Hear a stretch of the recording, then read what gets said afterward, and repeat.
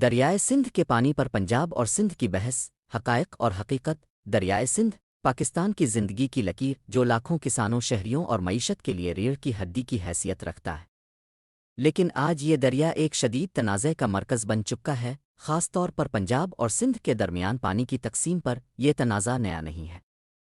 1991 میں پاکستان کے چاروں صوبوں کے درمیان ایک معاہدہ طے پایا تھا جس کے تحت دریائے سندھ کے پانی کی تقسیم کی گئی، لیکن سندھ کا موقف ہے کہ پنجاب زیادہ پانی لے رہا ہے، جبکہ پنجاب کہتا ہے کہ وہ معاہدے کے مطابق حصہ لے رہا ہے۔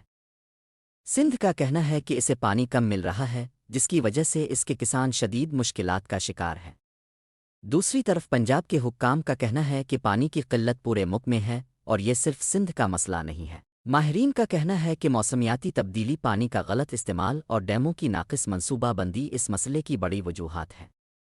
اس کے علاوہ پانی کے درست اعداد و شمار کی غیر موجودگی بھی ایک بڑی رکاوٹ ہے۔ اس مسئلے کا حل کیا ہو سکتا ہے؟